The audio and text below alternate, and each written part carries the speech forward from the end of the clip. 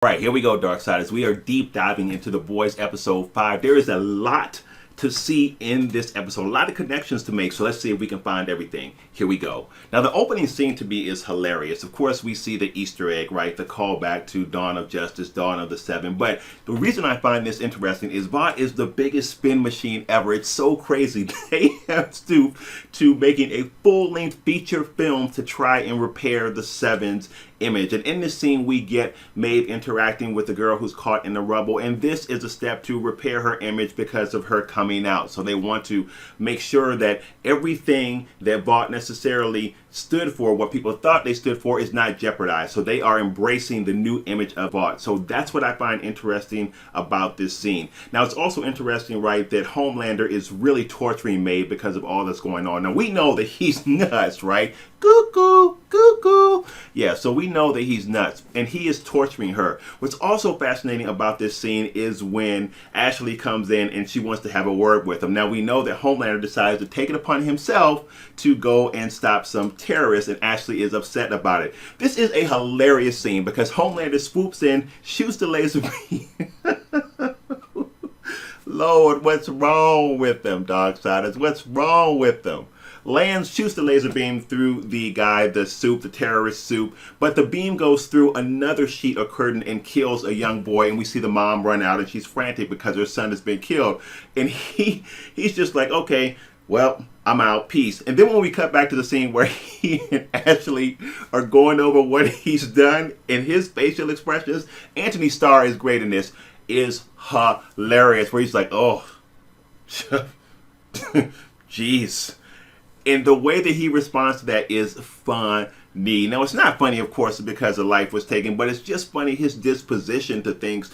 All of the seven are interesting in their outlook, how they view their actions, and how sometimes they want to be responsible for them, and a lot of times they don't. So I thought this was a really funny scene. Now, next we move to Billy, who is in a bar, and basically he's getting hammered. And we see in this scene that he attacks somebody. Now, this seems totally unprovoked, at least from my mind's eye. If you guys saw something that I missed, a trigger, let me know in the comments. But he attacks somebody. This further goes to show that Billy is becoming more and more unraveled. And we see this, right? Of course he's becoming more unraveled. He can't give Becca back. Becca's like, yo, you gotta go. I'm not giving up my son. And then we see from that scene, this is from episode 4, you guys, where Billy calls basically her son a freak. So we know that he is still so fixated on his hatred for the seven that he will not even accept Becca's son to get her back. He just wants her. So she knows this, and she's basically like, I'm not going to come back with him. So this really leads him further down the rabbit hole of insanity.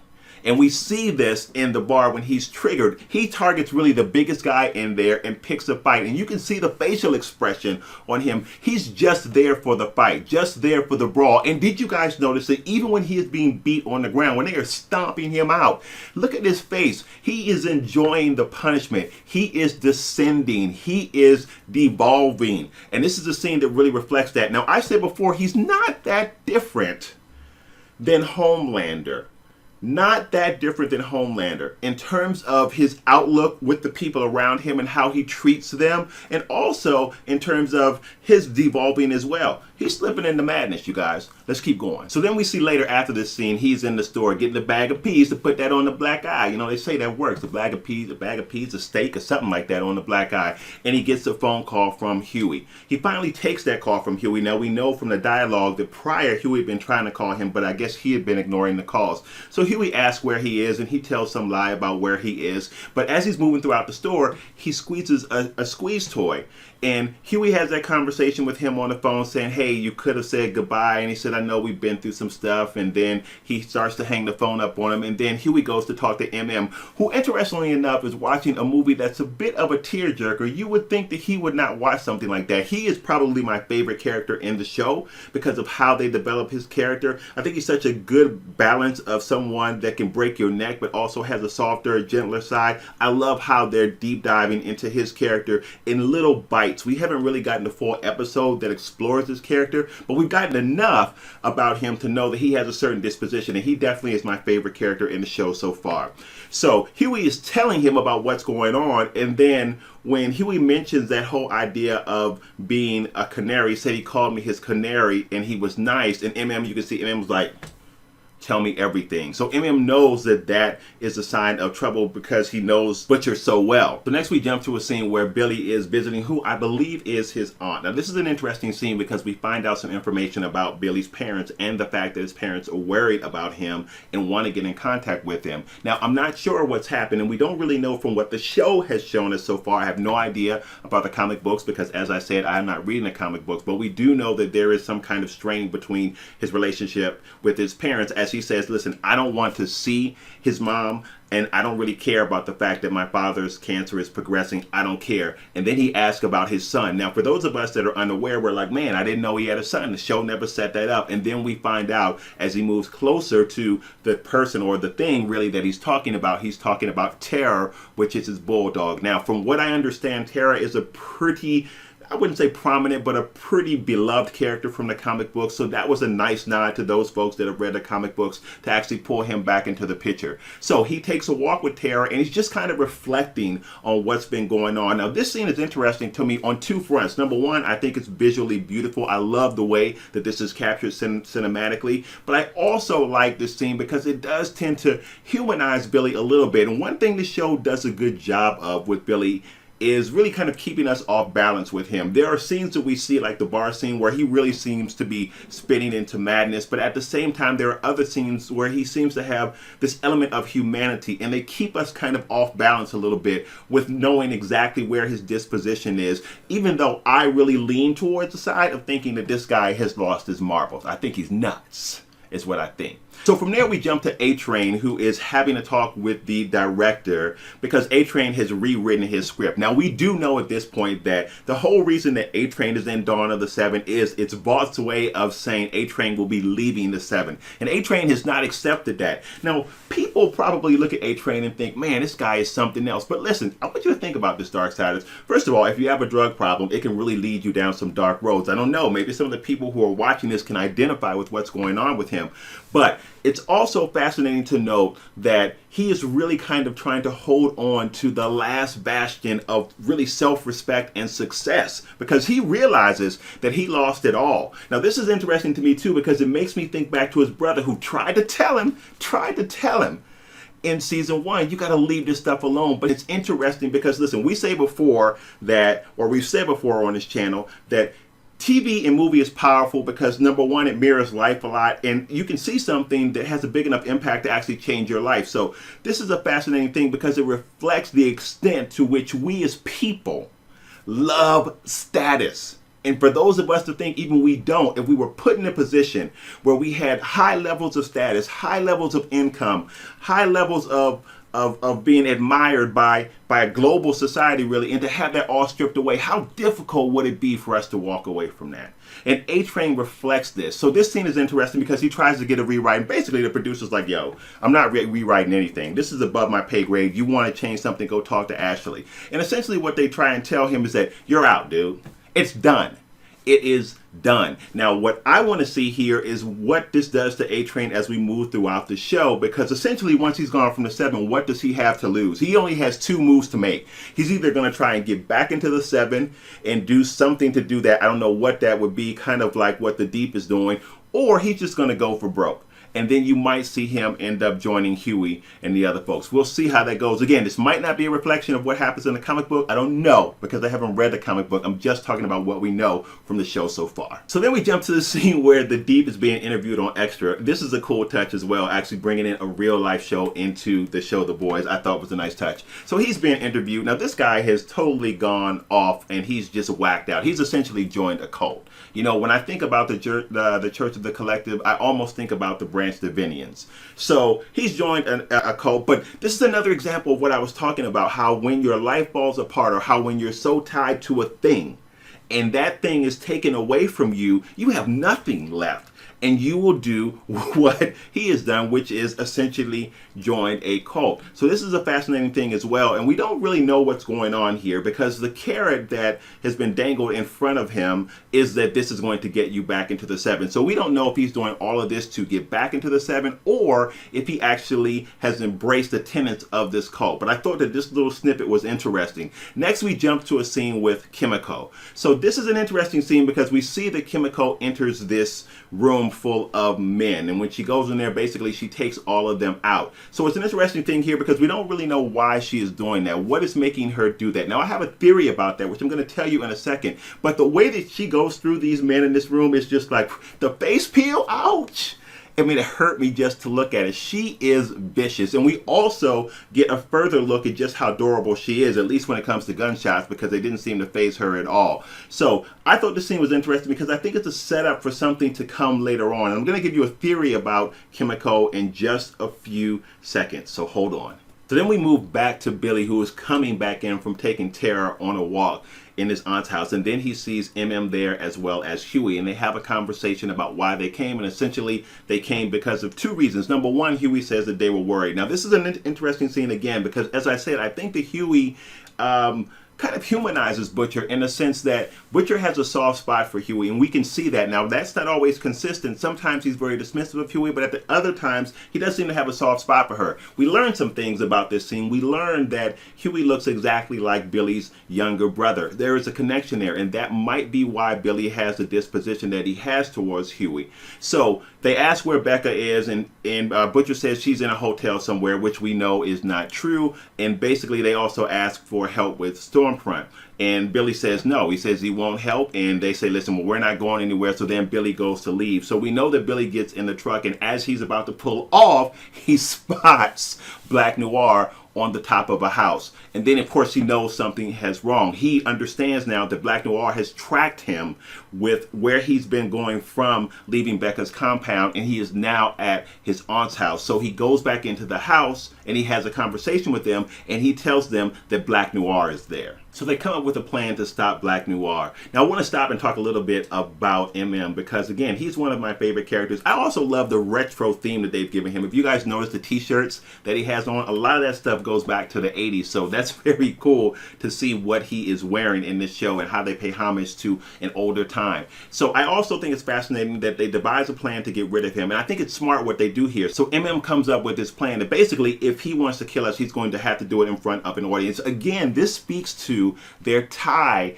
to their social status and how none of the seven really want to do anything to affect how they look in the eyes of the public. So this was a master plan that bought them some time. And we know from this scene that they come up with some devices to try and deal with Black Noir. So this next scene is really fascinating, where we go to Stormfront and Starlight at what looks like the cafeteria. And Stormfront apparently is having dinner or lunch with Starlight's mom. The interesting thing about Stormlight, and I know a lot of Darksiders hate her when we did that Stormlight versus Storm from the X-Men movies video. A lot of you guys were like, yo, don't even give her any love, man, because she's racist. And she is that.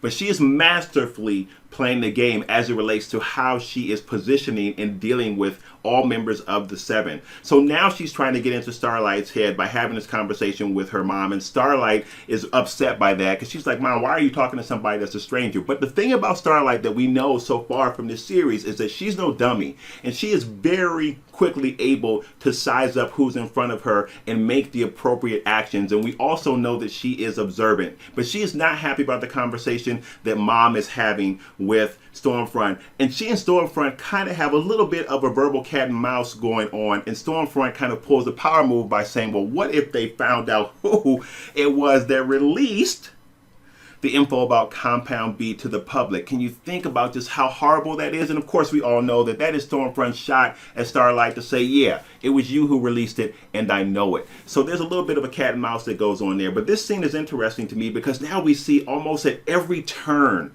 Stormfront is addressing each individual member of the seven. The only one at this point that we really haven't seen her address directly is Black Noir, but we haven't really seen anyone address Black Noir directly, and I think that's for a purpose. So then we jump to Maeve and Elena that are talking to the producers of the show for the movie, and they're really trying to recreate Maeve's image. Now, this scene is interesting to me because what they're trying to do here is formulate a situation where Maeve's orientation is accepting to the public. But what I find most fascinating about this scene is Elena's response as they try and buy her. Now, I want to touch on this because this is a notion that's true to real life, and how a lot of people think that it doesn't matter what your values are, it doesn't matter what your beliefs are, they can throw money at you and you will be fine. It doesn't matter if you respect their beliefs. It doesn't matter if you respect their values. Money cures all things. And I think it's fascinating because this scene really speaks to that, as at the end of the scene, Bart says that, listen, tells Elena, you're going to be compensated well. And she's like, what? Do you think it's all about money? Now, I could go down a rabbit trail here because some folks think that if you throw money at certain communities, it's enough to satiate them. Whoa, not going any further than that, Darksiders. That's all I'll say.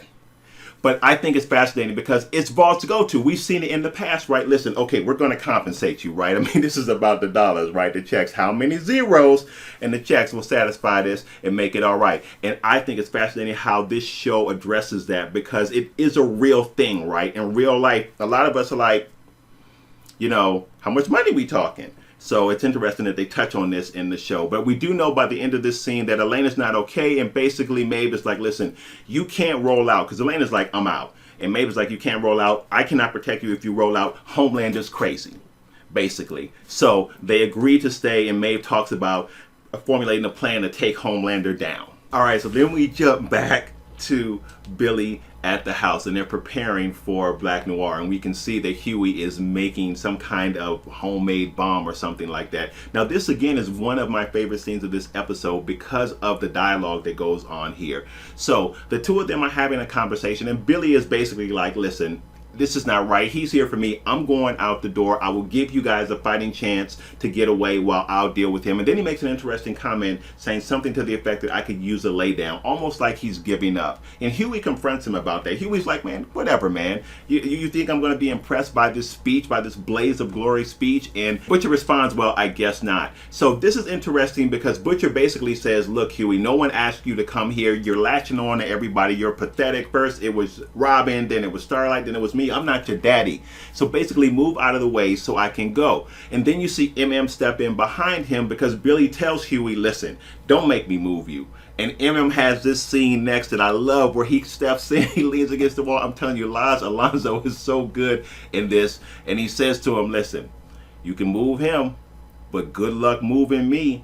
And I love this scene for a lot of different reasons. Number one, I love the moment that Butcher and Huey had right there. But I also love the fact that MM and Huey are so tied with helping Butcher. And I think that's fascinating given the fact that Butcher has really kind of thrown them under the bus in a lot of different situations. And then we jump to the scene where Sherry and Kimiko are in the church. And basically Sherry is paying Kimiko for the job she did with the Albanians. So then we see that Frenchie comes in the church behind Kimiko. And he's mad at Sherry because he feels like, Sherry, why are you giving her money, using her abilities to make money? And Sherry responds, listen, she's an adult, she can do what she wants to do. And Frenchie is confused. He doesn't understand why Kimiko is doing this, and he tries to convince her that this is not the way. You can't just be doing this for money. Here's my theory on Kimiko that I said that I was going to share with you guys a bit earlier. I don't think this is about the money, not at all. I think this is about her having an outlet for her rage. She is upset at what's going on, and she feels like she needs to get that out. I think the money is just a byproduct of it. Who knows, we might find out later on what she's doing with that money. We're not sure,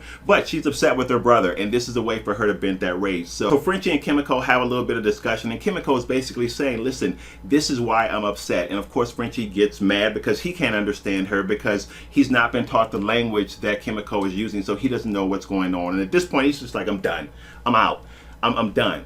So that's how that scene ends. But of course you get the idea that of course Frenchie is not done. For whatever reason, he is really taken with Kimiko. And it could be the fact that Sherry was right from episode 4 in that Frenchie is really trying to resolve some of his own past, and he feels like he can do that through his love and protection for Kimiko. Now remember before earlier on when we were deep diving into this episode, I said that Stormfront has really almost had a conversation with every member of the Seven. And this is a conversation that she has with A-Train. Again, further exposing her racism, but she's so subtle in her disposition as she interacts with people, and that's what I find fascinating about her character. But there's no question that she's racist. I mean, this is the kind of character that you can't wait to see get it, if I'm being honest. But again, this conversation with A-Train, letting him know that you are a little lower on the totem pole. No, as a matter of fact, you're really trash. And I think this is interesting because her racism seeps out in almost every conversation that she has with an individual. She does everything but all in out say that I'm racist, but it's so nuanced and obvious at the same time.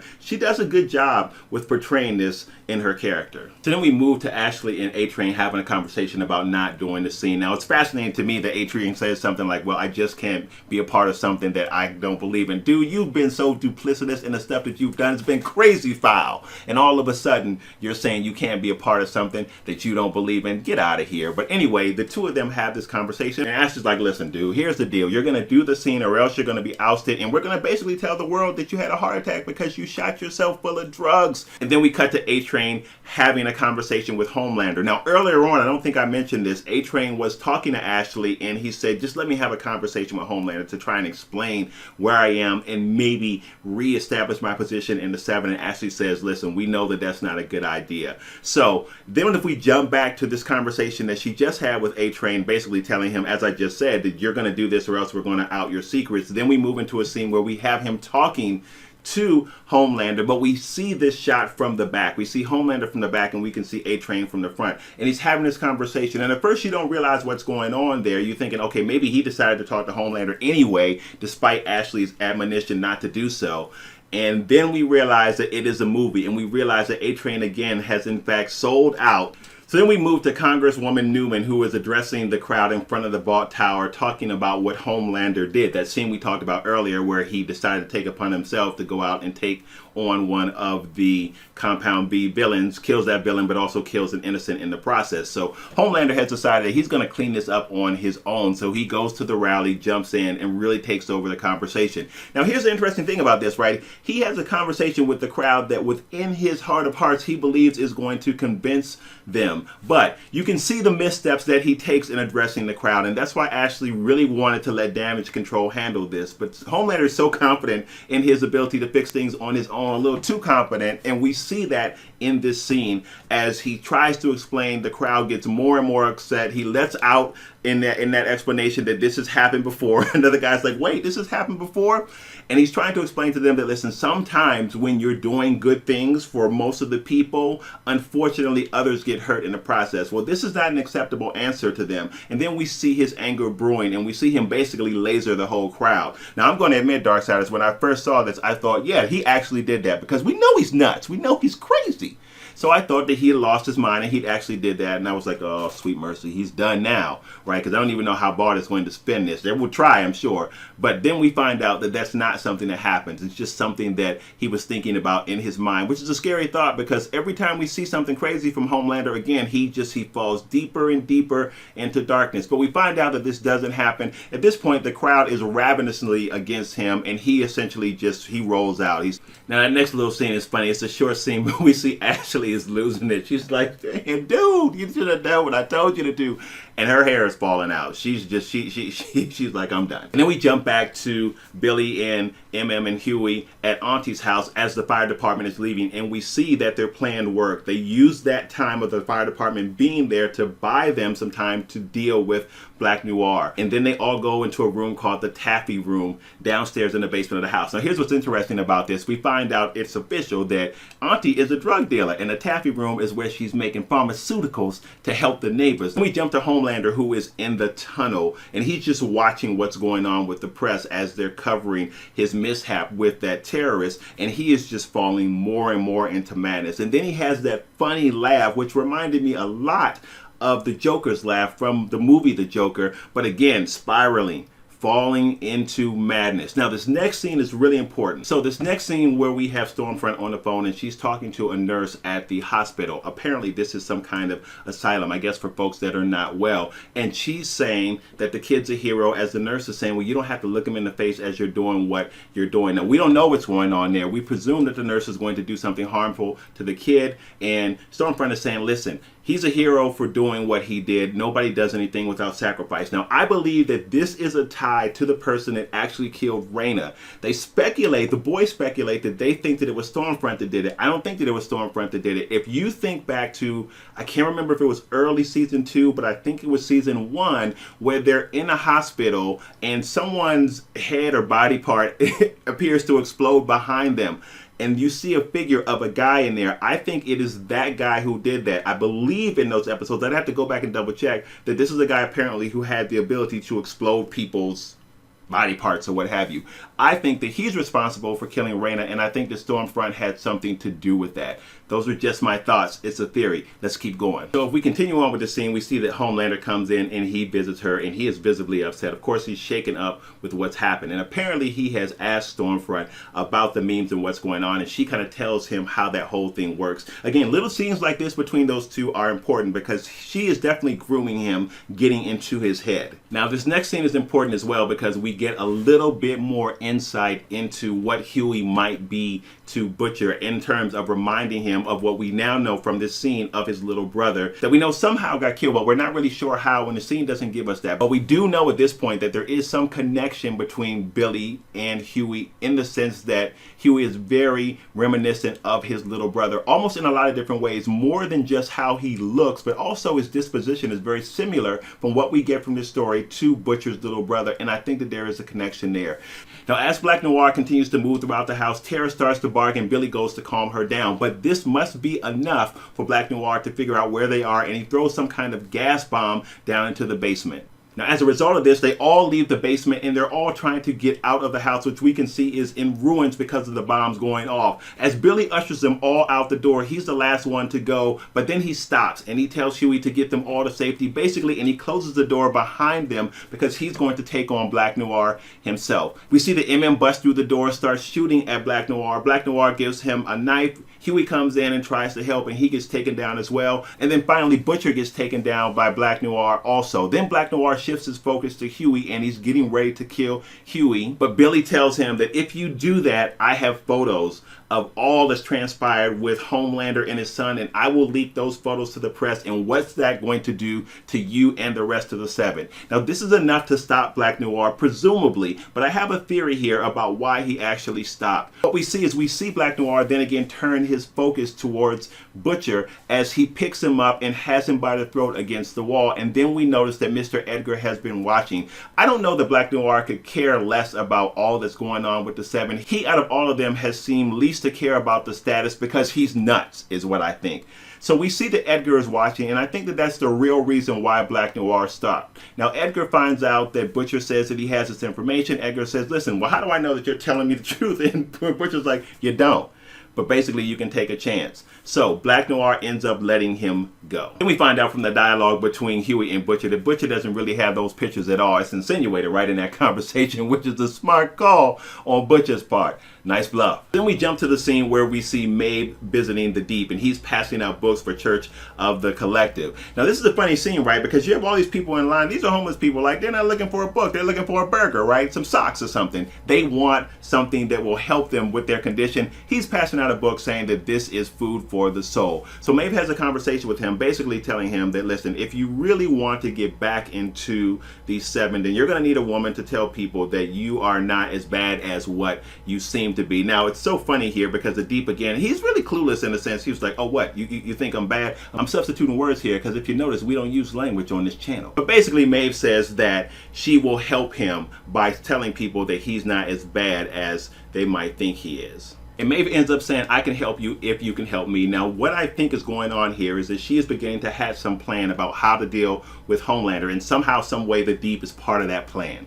In this next scene, we have Starlight, who is in Stormfront's trailer, and she's looking for some information. She finds a laptop. She tries to get into the laptop, but she can't get the right password. She finally figures out what that password is, and then she starts to see some information about Stormfront. Now, at the same time, Stormfront is coming into her trailer. Now, the interesting thing is how she comes in, because she comes in actually facing opposite direction of Starlight, so she's not able to see Starlight on the laptop. And then when the camera cuts, we just see Starlight standing there as if she's there to confront her. Now, I told you the Starlight is smart, and she goes into this performance that is really, really good, where she talks about all that's going on with her mom, and Stormfront begins to buy it, and then she has a conversation letting her know that I don't really buy it, and then they all have a conversation about what's going on with her releasing the information about Compound B, and then basically Starlight is like, well, what about the fact that you and Liberty are the same person? And then we get this knock on the door, and we find that Homelander is there, and Homelander comes in and sees the two of them having a conversation conversation. Now, he's visibly nervous. Now, you guys remember that Homelander jacked Starlight up in the elevator, and he doesn't know if Starlight is having a conversation with Stormfront, really exposing information about Homelander that Homelander might not want her to know. So he starts to question him about their conversation, and basically Stormfront says, oh, we were just going over some lines, and apparently Homelander buys into that excuse. So then we see Butcher, Huey, and MM leaving Auntie's house, and he's having a conversation with Tara, basically promising that he is going to get her mom back, which lets us know that he's still going to go after Becca. But this scene also represents a reuniting of the boys, them coming back together to continue their mission, one to get Becca and to also take down the Seven. So then we jump to a scene where Homelander and Stormfront are essentially throwing each other around their cabin. I guess this is their way of superheroes being intimate with each other. Now this is an interesting scene because for those who had a theory that she was actually Homelander's mom, this might put that theory to rest, or it might not. Let me tell you something. These two are nuts, especially Homelander, and I would not put it past her. She could be his mom. And that's how crazy they are. And that's disgusting, Darksiders. One of the things I will say about the boys is that the performances are really good. And also the visual talent is good here too. The cinematography is great. And how they give us that visual storytelling paired with the actual performances in the show really does make it interesting. And also some of the themes that they touch on in this show are really good. And I think the show probably resonates with a lot of people because it probably is true to form of what you would see in real life if we indeed had superheroes that were among us. This was probably my favorite episode because I felt like this was the most comprehensive that we've gotten so far in season 2. So I felt like this was good because we got a lot of individual stories within this one single episode, but it all felt appropriate for the story as a whole. And I was happy to see the reunification of the boys with Billy, with Huey and MM, and of course Frenchie. I'm sure he'll find his way back into the fold as well. So I really enjoyed this episode. Let me know what you guys think about it. Drop a comment below, and I will see you on the next video, which is right here.